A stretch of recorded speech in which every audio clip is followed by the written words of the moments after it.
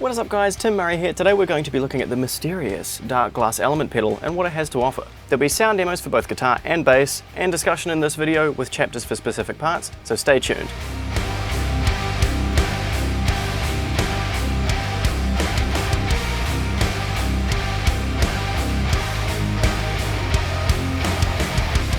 Before this video starts, a big shout out to STL Pro Audio for sending me the Element pedal to check out. STL Pro Audio are the Darkglass retailer here in New Zealand, and I'd fully recommend them. This is where I previously bought my Luminal compressor, my X Ultra preamp, and the tone capsule that's in my Warmoth bass build. They've also got a lot more high-end audio brands in their e-store, so check them out by the link in the description. A note here is that I'm not paid by STL Pro Audio or Darkglass Electronics, so any thoughts or opinions I may have aren't influenced and are completely my own. So let's jump right in. So the Darkglass Element began its life as a cabinet simulator and headphone amplifier, seemingly targeted at musicians wanting to practice on the go. The unit has a few different input and output options depending on what signal you're passing through it. This includes two different jack sockets on the side that double up as different inputs and outputs. This allows you to either connect a direct bass signal, a pedal, or even some Darkglass amp heads directly. Be sure to check with Darkglass if your amp is supported first, as you don't want to fry it. Seeing as this isn't a full load box, it can only handle certain amplifiers. There also is a pad switch on the side to accommodate for different signal types. You can even plug in two instruments, but don't do this if one of the inputs is being used with an amp signal. Otherwise you may end up looking like Seamus from Harry Potter. Well, potentially. Wouldn't know myself, as I've read the manual. Given the small footprint of this device, the jack inputs seem well thought out. You've of course got the two headphone outs at the top, which you control via two of the three touch sliders on the face of the unit. These pump out some decent volume too. One of the big things about this pedal is the ability to run an auxiliary into the pedal to jam along to backing tracks. The blend between your bass or guitar signal and the backing track is then controlled by the middle slider. Now the other big thing is this pedal also has Bluetooth connectivity, allowing you to stream music from your phone to the headphone amp. There's also an accompanying app for the unit for the Bluetooth control, but I'll get into that shortly. Now the second main aspect of this pedal is the cabinet simulation feature. The unit comes bundled with some IRs for both bass and guitar, made by both Darkglass and some well-known artists such as Gecko. You can also load your own IRs too, which I'll get to in a minute. There are 5 active slots for IRs which are toggled by the front of the unit with the capacitive touch button, much like the ones on their Luminal compressor. It's a very interesting design which I assume is used to minimize the amount of moving parts in the unit, increasing lifetime and durability. Here's a brief demo of some of the bass cabinets. I'll go through the guitar cabinet shortly. Bass tone is courtesy of a Darkglass Luminal compressor and a Darkglass X Ultra preamp. If you're wondering why I'm sweating, it's stupidly hot in my room right now.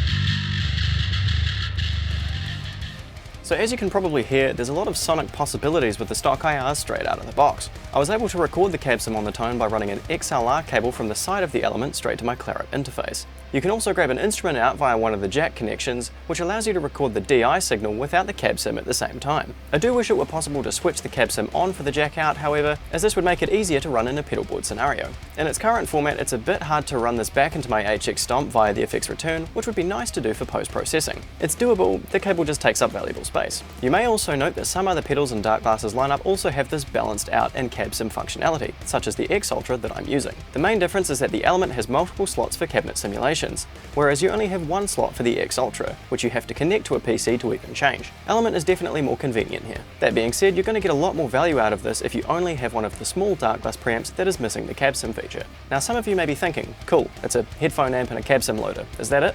Well, no, and that's the beauty of this pedal.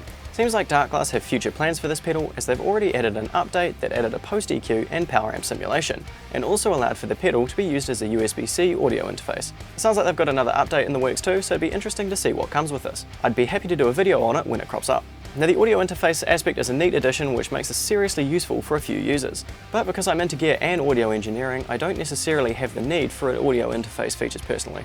If I need to use an interface, my Focusrite Clarett is going to instantly be my go-to, as it's kind of the central piece of my entire setup. Might be good if I'm away from my PC setup further down the line though. Cool thing with the audio interface feature is that it will allow you to record your input both with and without a cabinet simulation. So if you decide later on that you wanted a different cabinet IR, you don't have to re-record. So let's jump into looking at the app. Now the app is available for both Apple and Android, and there's also a desktop app which gives a bit more access to things. I'll focus on the app first.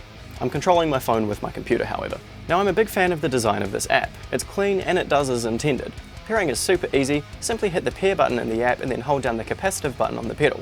Once paired, you can now change between the 5 slots like on the pedal, adjust what IRs are in each slot, apply power amp simulation, and also EQ in the box. Jumping into the Cabsim window, you can see this graphic for what power amp and Cabsim you're using, and you can switch between these by swiping left or right. Note that the Cabsim won't change until you tap on one of the mic presets down here. You can also swipe on the power amp head to change between a guitar and a bass-oriented setup, without changing the cabinet too. This does make a big difference to your low mid-range, more notably when using guitar. The power amp bit can also be toggled on and off if you don't wish to use it. Once you've found a sound you like, you can tap up here to go to the EQ section.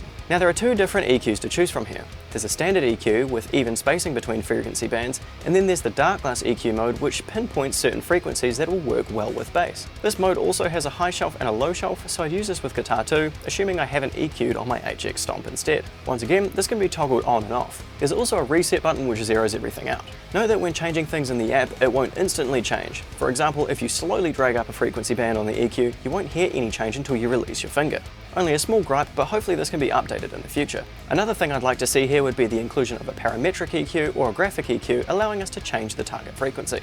Now let's jump over to guitar. You may be wondering I'm wearing a different shirt, and that's because, well, my camera overheated last time, so I've had to record this on a different day. Hopefully it lasts this time. This is where I'll show you the desktop application, as this requires us to load some third-party impulse responses. In order to connect the unit to the PC, I'll be using the supplied USB-C cable. Something to note here whilst on the topic of cables, you won't get a power supply in the box, nor can this run on a 9-volt battery. This may seem stupid to some, but it is a smart idea. For me personally, I'm running this on a pedal board where I'm using a Strymon power supply underneath to power everything bar the HX Stomp. So an included power supply would be wasted on me and a lot of other people that are interested in pedal boards. And this will cut the cost down a bit. They also don't allow you to run a 9-volt battery on this for ecological reasons. While I'll be demoing some of the guitar cabinets from the Element itself, I'll also be loading on some ML SoundLab impulse responses as well. Big thanks to ML SoundLab for sending over their Mega Gent pack for me to check out. I also bought their Halloween Mix pack, the Freeman pack, and the Zilla pack this year, and it is all fantastic stuff. The cool thing about using the third-party impulse responses with this unit is that you can still use the amp simulation and EQs with them. This allows you to fine-tune the responses even more to your liking. Something I have noted is that there is no way of accessing your whole list of third-party IRs on the app itself, only via the desktop app. Even if you add cabinets to favorites on your PC, it won't show up on the app, as the favorites seem to be dependent on what app you're using. Really hope this is added in a later patch, as I would love this feature. So what does it sound like on guitar then? Let's find out. I'll use third-party impulse responses and stock IRs so you get an idea of the general feel of the unit.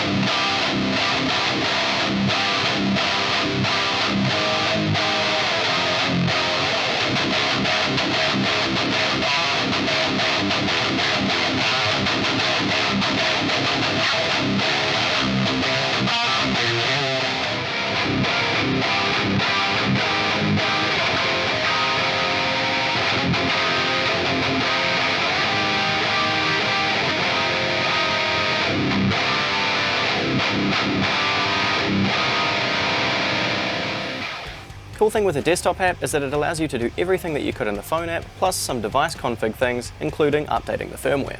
In order to load some third-party IRs, all you have to do is click the import button up here, and then go through until you find something that you like, and then boom, there you go. Now all you have to do is go up here, click on user, and then here are all the ones that I have loaded up, including the one that we just did. So if I hit load, that should now be in slot 5.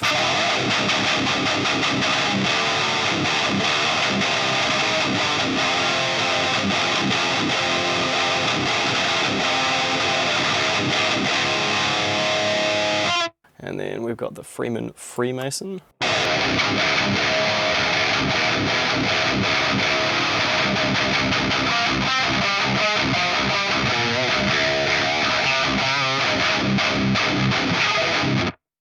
Very nice. So in conclusion, this pedal is a great addition to your setup if you're looking for a multi-purpose pedal for connectivity or a dedicated IR loader for your pedal board.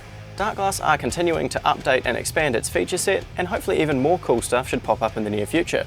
While there are a couple of things that I would personally change, as mentioned before, I'd still rate this pedal highly. So thanks for watching. I hope this has given you some decent insight into what this pedal does. Once again, a big thanks to the official Darkglass retailer here in New Zealand, STL Pro Audio. Be sure to check them out and have a wonderful day.